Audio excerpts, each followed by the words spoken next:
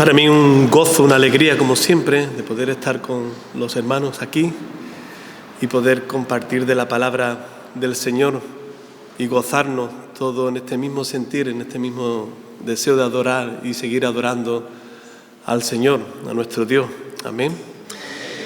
Y yo quiero compartir de la palabra del Señor con vosotros, hermanos, en Hechos de los Apóstoles, en el capítulo 16, vamos a leer del versículo 11 al versículo 15,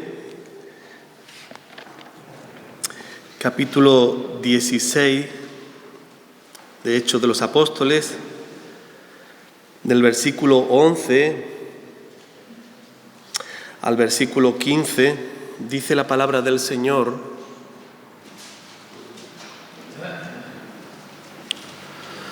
Zarpando pues de Troas, vinimos con rumbo directo a Samotracia y el día siguiente a Neápolis, y de allí a Filipos, que es la primera ciudad de la provincia de Macedonia, y una colonia, y estuvimos en aquella ciudad algunos días. Y un día de reposo salimos fuera de la puerta, junto al río, donde solía hacerse la oración, y sentándonos hablamos a las mujeres que se habían reunido. Entonces una mujer llamada Lidia, vendedora de púrpura de la ciudad de Tiatira, que adoraba a Dios, estaba oyendo, y el Señor abrió el corazón de ella para que estuviese atenta a lo que Pablo decía. Y cuando fue bautizada, y su familia nos rogó diciendo: si habéis juzgado que yo sea fiel al Señor, entrad en mi casa y posad, y nos obligó a quedarnos. Amén. Hasta aquí la palabra del Señor. Que el Señor la bendiga también en nuestros corazones en este tiempo de meditar en la palabra, que es lo que vamos a hacer en estos momentos. Hermanos, estaba leyendo en estos días un libro que se llama La predicación que Dios bendice, del autor Steve Lawson. Y él comentaba acerca de una historia que me llamó mucho la atención y quería compartir con los hermanos aquí. Él comparte la historia de un pastor llamado Donald Van Hauser.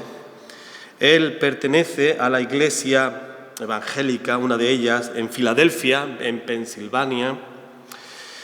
Y este pastor compartió con su congregación diciendo: imagino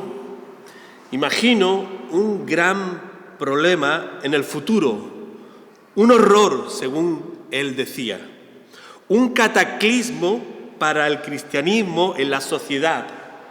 Y seguidamente compartió este sentir diciendo acerca de lo que imaginaba en el futuro.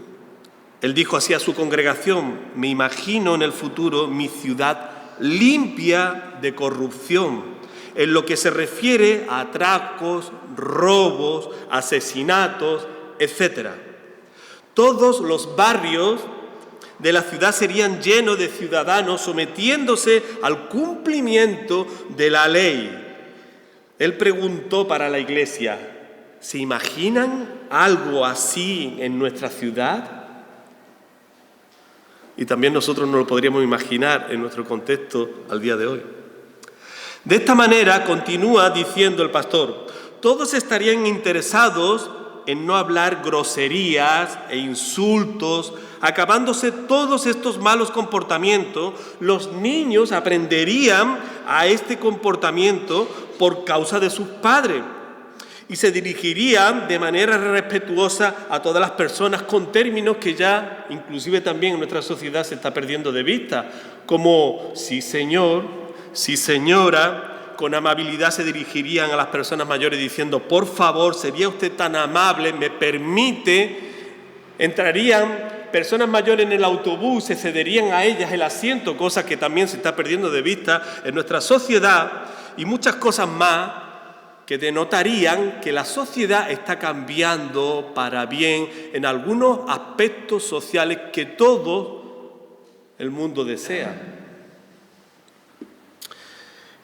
Y lo más interesante y aquí viene a añadir este pastor, y lo más interesante y sorprendente de esta imaginación que comparte el pastor con la iglesia, él dice así: las iglesias estarían llenas de personas de tal manera que no habría espacio para las personas sentarse en los bancos.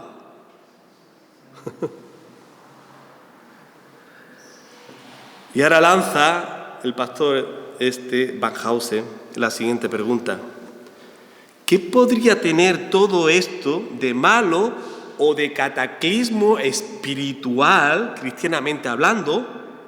¿No es esto todo lo que uno quiere y aspira en la sociedad en nuestros días y también en nuestras iglesias? ¿Que la iglesia del Señor se llene de personas?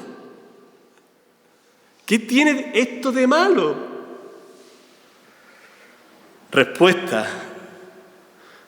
Y yo me puedo imaginar la gente de la iglesia como diciendo: a ver, ¿cuál es la respuesta? El pastor Van Hausen dice así: el problema aquí, y está aconteciendo ya en nuestros días, es que Cristo no se está predicando como la palabra que cambia y transforma al pecador. Jesús no es la causa por el cual se produce el efecto. Jesús no es la causa por el cual se produce el efecto. Este es el peligro, según decía este hermano, más diabólico en tener una sociedad con todo lo que nosotros como cristianos podemos desear, pero que la causa no es Cristo, sino que la causa puede ser moralismo, puede ser filosofía, puede ser muchas cosas, pero no Cristo.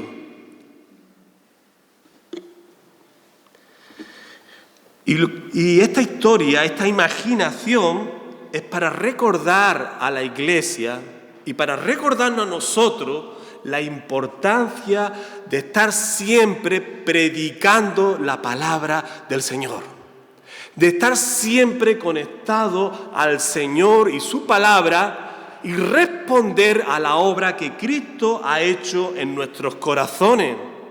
Hermano, como dice este autor que a mí me gusta mucho, Tim Keller, el Evangelio es descubrir que soy aceptado por Dios, por lo cual le obedezco y se producen esos efectos que debiera de causar que Cristo ha convertido mi corazón, que Cristo me está mostrando mis miserias, que Cristo me está enseñando aquello que no le agrada a Él, para que yo responda en adoración a Él, en ese arrepentimiento y en ese volver a reanudar mi fe en la persona de Cristo, mi Salvador, para yo vivir para la gloria de su nombre.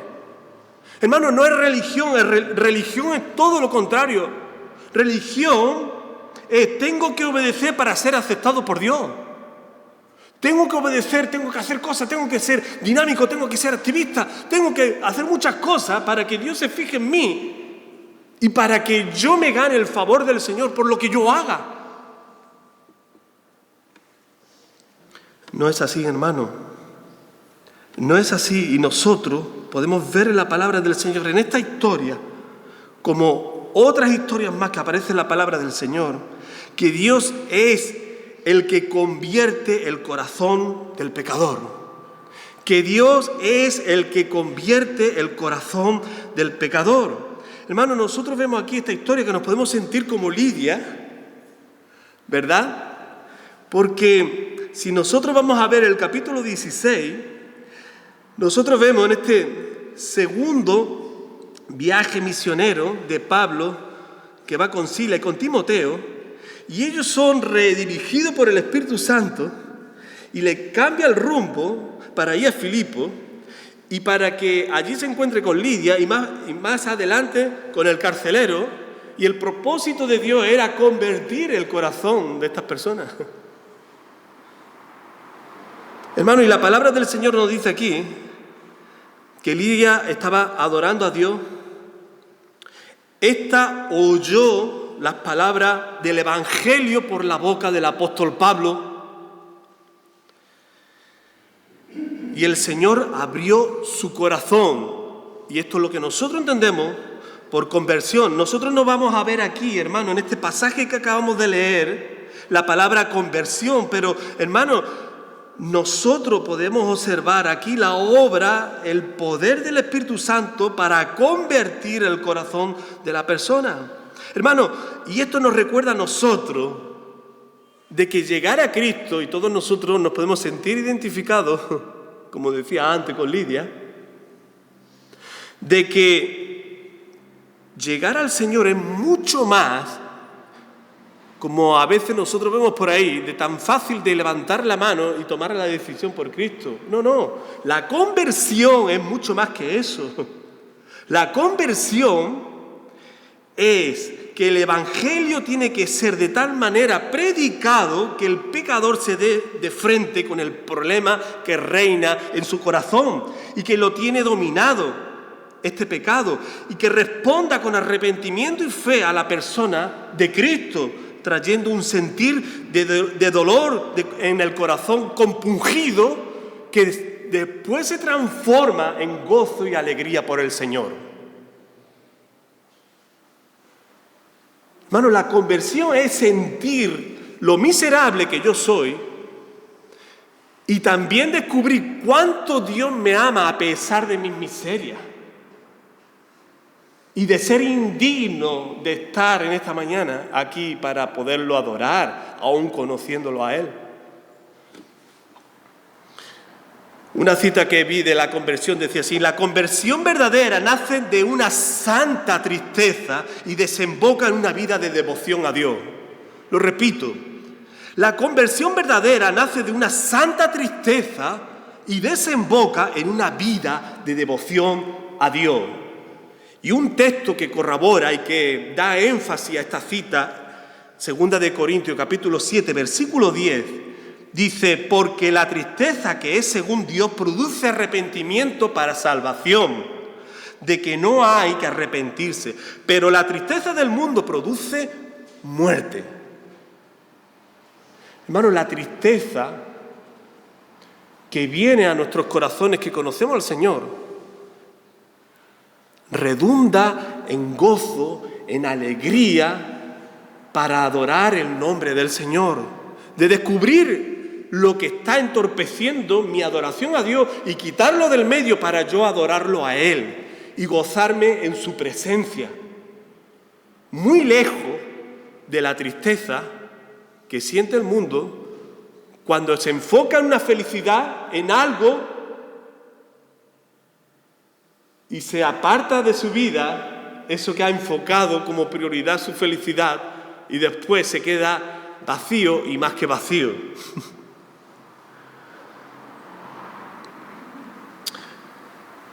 Hermanos, cosas importantes que nosotros podemos considerar aquí en la palabra del Señor para que se produzca la conversión.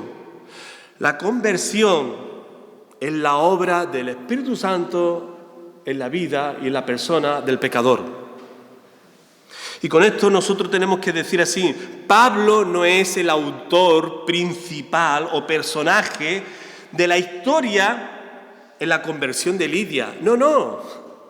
Pablo es un instrumento, y podríamos decir, a la luz de la palabra del Señor, un instrumento inútil, un instrumento que tiene sentido una vez que es tomado por el Señor para lo que el Señor va a hacer en la vida de Lidia.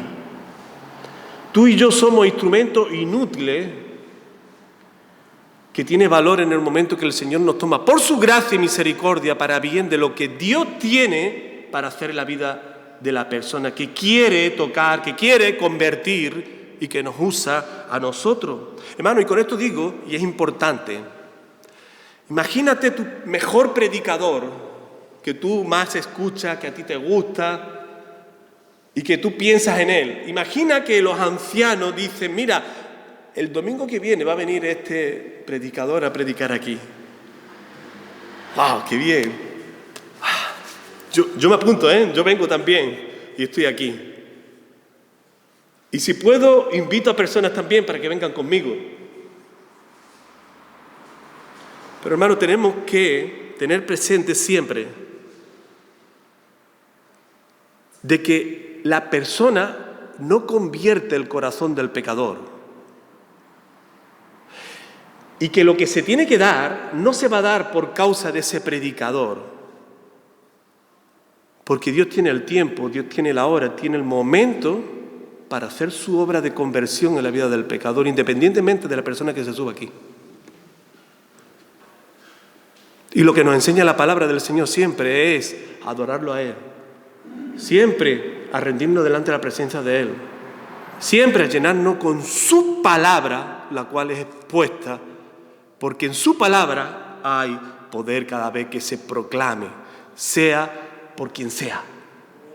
Amén. Segundo principio de consideración de la conversión, y que podemos aquí recordar también, es que nosotros también tenemos que tener en cuenta que las habilidades, las estrategias de evangelización que tanto se están hablando en nuestros días, y esto también tiene mucho ayudado, y por ello no tengo que decir lo contrario, sino que también viene a facilitar la exposición de la palabra del Señor. Pero hermano, recordemos también de que la puesta en escena, esto no salva tampoco al pecador. Esto tampoco salva al pecador. Los foquitos, las imágenes me refiero a imágenes va más allá de lo normal para crear una buena presentación. Eso no salva a nadie. Hermanos, 1 Corintios capítulo 2, versículo 4 dice: y ni mi palabra ni mi predicación fue con palabras persuasivas de humana sabiduría, sino con demostración del Espíritu y de poder, para que vuestra fe no esté fundada en la sabiduría de los hombres, sino en el poder de Dios. Por lo tanto, no es una obra humana, es una obra de Dios en el corazón del hombre. Se requiere saber esto para presentarse humildemente delante del Señor, sabiendo de que no es por mí, ni por mis habilidades, ni por lo que yo pueda hacer para ir más allá de lo que se debe de hacer, que es presentar tan solamente la palabra del Señor con un corazón contrito y humillado, con un corazón sabiendo de que yo no merezco estar en este lugar para compartir de la palabra del Señor, ni aun cuando esté en la calle para compartir de la palabra del Señor, pero el Señor nos ha usado con su gracia. El Señor nos ha usado para bien de aquel que tiene que escuchar la palabra del Señor por cada uno de nosotros. Recuerdo una historia que decía de que invitaron a un predicador, había acabado el seminario, sus estudios teológicos, lo invitaron a predicar y este subió así, con el pecho todo inflado, como un pavo real, y subió por la escalera, como una puesta en escena, así, mirando a toda la gente, y muy divo. Y empezó a predicar y este hombre pues se desatinó todo, se desorganizó, se apoderó los nervios de la persona, de esta persona, y no perdió el hilo de lo que tenía que compartir, y fue un desastre. Todo el mundo se dio cuenta. Cuando bajó realmente todo lo contrario de lo que subió. Cuando la iglesia se quedó casi vacía, uno de los diáconos se acercó a este predicador y le dijo: si hubieras subido como has bajado, tu predicación hubiera sido más eficaz de lo que no ha sido. Si hubieras subido como has bajado, tu predicación hubiera sido más eficaz de lo que no ha sido. Así que, hermanos, no olvidemos quién somos. No olvidemos las luchas que mantenemos todavía con nuestros pecados y que nos hace estar siendo indignos de estar en la presencia del Señor, y aún así, como decía antes, el Señor sigue teniendo misericordia de nosotros. El Señor sigue mirándote a ti con una mirada de amor que va más allá de nuestra comprensión. Nunca entenderemos, nunca comprenderemos hasta que no estemos en la presencia del Señor, quizás para saber por qué. ¿Por qué Dios me ha elegido? ¿Por qué Dios me ama tanto? ¿Por qué, a pesar de cómo yo soy, el Señor sigue poniendo sus ojos en nosotros? ¿Por qué las personas se pueden convertir siendo yo un instrumento en sus manos para ello? ¡Wow! Dios da el fruto, hermano, no se te olvide. Dios es el que da el fruto. En 1 Corintios capítulo 3, versículos 6 y 7 dice la palabra del Señor, el apóstol Pablo: yo planté, Apolo regó, pero el crecimiento lo ha dado Dios. Así que ni el que planta es algo, ni el que riega, sino Dios que da el crecimiento.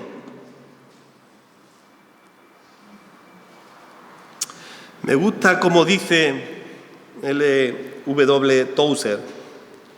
Dice él: tal vez la idea más difícil de entender por nuestro egoísmo natural es que Dios no necesita de nuestra ayuda. Comúnmente nos imaginamos a nuestro Padre Celestial ansioso o algo frustrado, corriendo alrededor en busca de ayuda para llevar a cabo su plan benevolente de traer la paz y la salvación al mundo. Lo leo de nuevo. Tal vez la idea más difícil de entender por nuestro egoísmo natural es que no necesita de nuestra ayuda. Comúnmente nos imaginamos a nuestro Dios, Padre Celestial, ansioso o algo frustrado, corriendo alrededor en busca de ayuda para llevar a cabo su plan benevolente de traer la paz y la salvación al mundo. Hermano, Dios, por Dios mismo, Dios no necesita de cada uno de nosotros para hacer su obra de extensión de su reino aquí en la tierra. No necesita de nosotros. Créeme. Más bien a Dios le ha placido compartir los frutos que Él da contando con nosotros. Y nosotros, que nos damos cuenta, o que nos debiéramos de dar cuenta, tenemos que estar rendidos a Él y glorificarlo a Él mucho y mucho más, considerando que yo no valiendo nada, que yo siendo inútil, como decía antes, Dios se fija en mí y cuenta conmigo para que yo sea un obrero y para que yo lleve la semilla y Dios en su momento dé los resultados, dé los frutos de yo estar sembrando como obrero para el reino del Señor.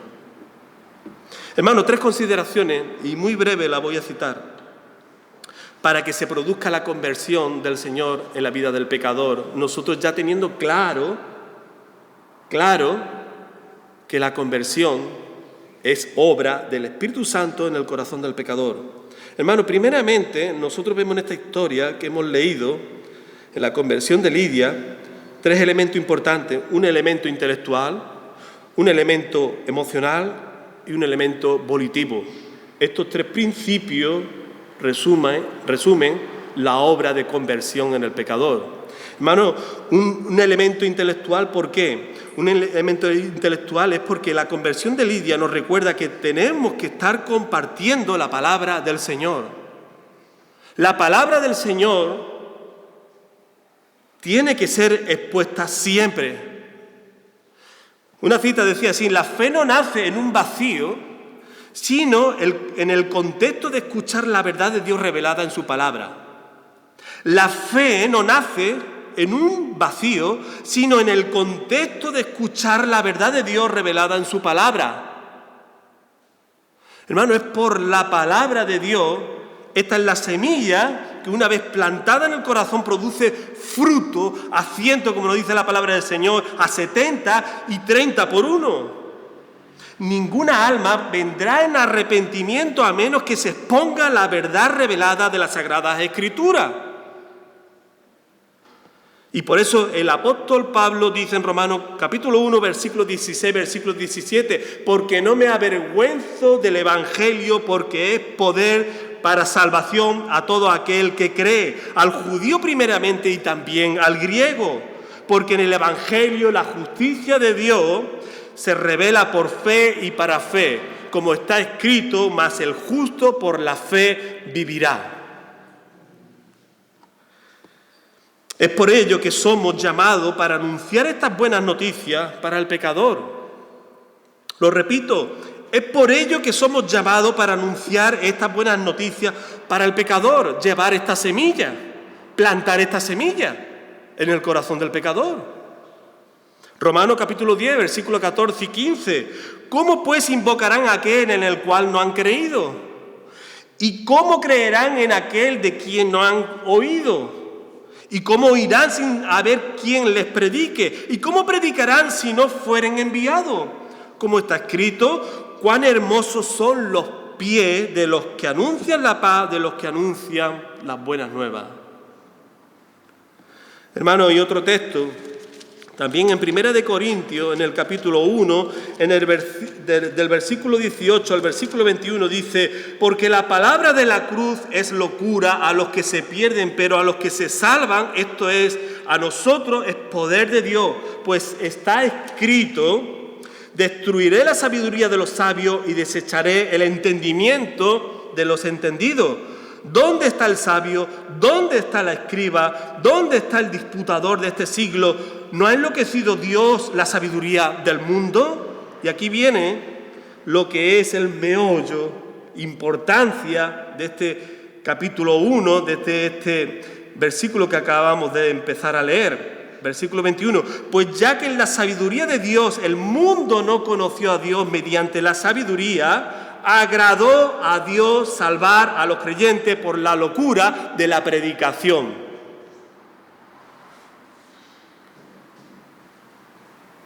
A Dios le ha placido también que sea por la predicación de su palabra. Entonces la conversión está este primer principio, es intelectual. Nosotros tenemos que hablar de la palabra del Señor, nosotros debemos de dar a conocer lo que salva al pecador y que es el evangelio de salvación. Segundo elemento que también vemos en la vida, en la conversión de Lidia y nosotros, vuelvo a decir, nosotros tenemos que reflejar, o por lo menos nos tenemos que acordar de lo que se produjo también un día en nuestras vidas y tiene que seguir siendo una realidad en nuestras vidas el día de hoy, en aspectos de nuestro corazón, ser convertidos a ciertas cosas que estamos queriendo quitar de nosotros mismos. Un elemento emocional, Lidia, una vez que escucha a Pablo, Dios abre el corazón de Lidia y escucha y da atención a la palabra que Pablo estaba compartiéndole, y ella recibe estas palabras, dice que ella se bautiza y toda su casa. Hermanos, y todos nosotros los que estamos aquí sabemos que cuando nosotros fuimos convertidos por el Espíritu Santo, después de quizá, yo no sé ustedes, pero yo luché mucho en contra, por mis posiciones. Pero una vez que el Señor quita todo eso de nuestras vidas y nos rendimos delante del señorío de Cristo, reconocemos nuestros pecados, nos arrepentimos de nuestros pecados, se apodera de nosotros ese aspecto que estábamos hablando antes de la conversión, del gozo, la alegría de la salvación. Me gustaría que no perdiéramos de vista ese pasar del arrepentimiento, de la tristeza, de considerarnos desnudos delante de lo que Dios nos descubre por causa de las vergüenzas que sentimos por causa de nuestros pecados, y pasamos por fe en el Señor a alegrarnos, a gozarnos, a adorarlo, a reconocer el poder que Dios ha derramado sobre nuestras vidas para descubrirnos y para que nosotros vivamos en adoración y alabanza al Señor. De modo que el Evangelio tiene que seguir siendo expuesto para que siga convirtiendo nuestros corazones. Y esto nos dice mucho también, hermanos, en nuestros días. ¿Qué clase de palabra o qué cosas nosotros estamos escuchando por ahí? Hermano, escucha el Evangelio que te confronta con tu pecado, que te descubre lo que tú no quieres que se sepa. Dice Spurgeon, Charles Spurgeon, evite un evangelio de azúcar. Evite un evangelio de azúcar. Busque el evangelio que rasga, que le hace brotar lágrimas, que le da corte y herida a su conciencia. El evangelio que mata su yo, porque ese es el evangelio que nos da vida nueva. Evite un evangelio de azúcar. Busque el evangelio que rasga, que le hace brotar lágrimas, que le da corte y herida a su conciencia. El evangelio que mata su yo, porque ese es el evangelio que nos da vida nueva. Y por último, y aquí ya finalizo, en la conversión también está un elemento volitivo. ¿Y eso qué quiere decir? Esa es una marca que muestra que realmente la persona ha creído en el Evangelio de Salvación. ¿Y por qué? ¿Y por qué se ve de que ha creído? Porque cambia. Porque la palabra de Dios no solamente te está diciendo que cree en ella, sino que tú estás observando su testimonio, su manera de vivir, que está paulatinamente cambiando y creciendo de acuerdo a lo que va conociendo de la palabra del Señor. Y esto es importante en los creyentes. Esto es importante que se dé en aquellos que dicen creer, porque nosotros somos testigos si realmente ha abrazado el Evangelio de Salvación, si realmente está cambiando para la gloria del Señor. Y nosotros lo vemos también en Lidia, cómo ella comparte la alegría trayendo a Pablo a su contexto en su casa, y para que la familia también pueda experimentar lo que ella estaba experimentando.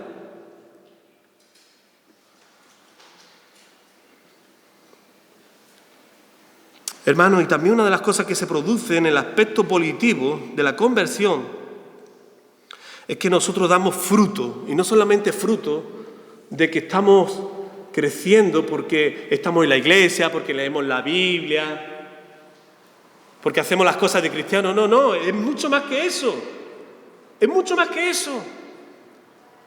Quiere decir de que yo estoy peleando con mis pecados, que yo vivo para agradar al Señor, que lo que yo intento hacer aquí lo llevo a mi casa, a mi contexto, y lo comparto con mi casa, que es lo que Lidia hizo.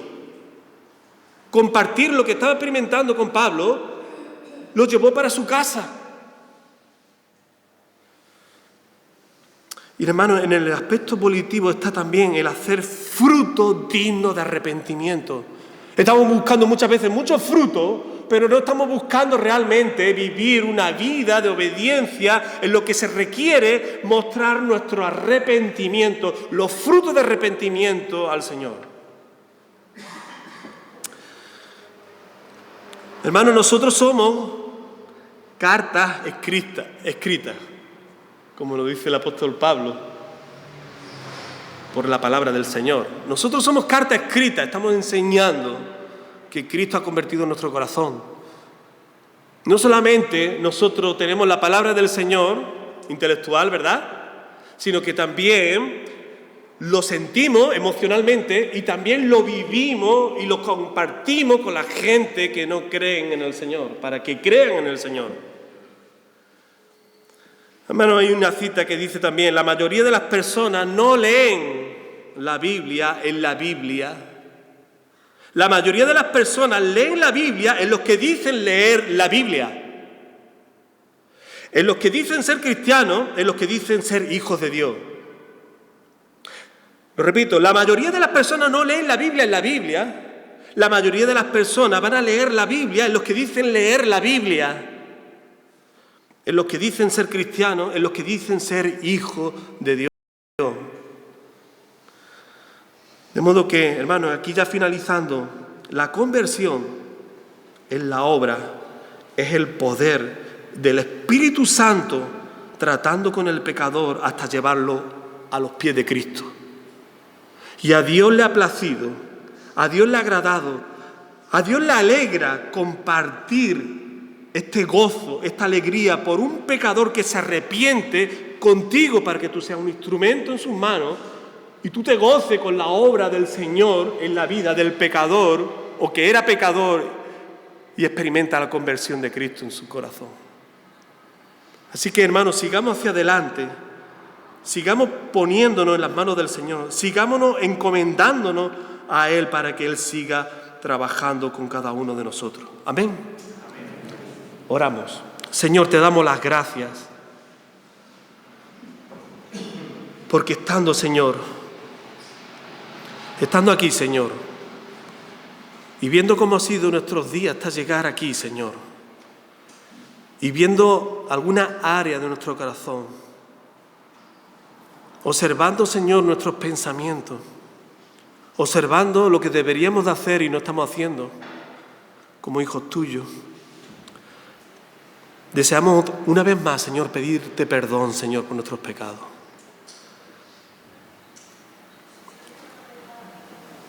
Señor, perdónanos, Señor, porque es tanto el gozo, la alegría que sentimos en gratitud a lo que tú has hecho en nuestras vidas, que nos damos cuenta cómo estamos desperdiciando en muchos momentos de este regalo que tú nos das, que es la vida, el poder compartir tu palabra con aquellos que no creen en ti, Señor. Señor, aviva nuestros corazones, Señor. Que el poder de tu Santo Espíritu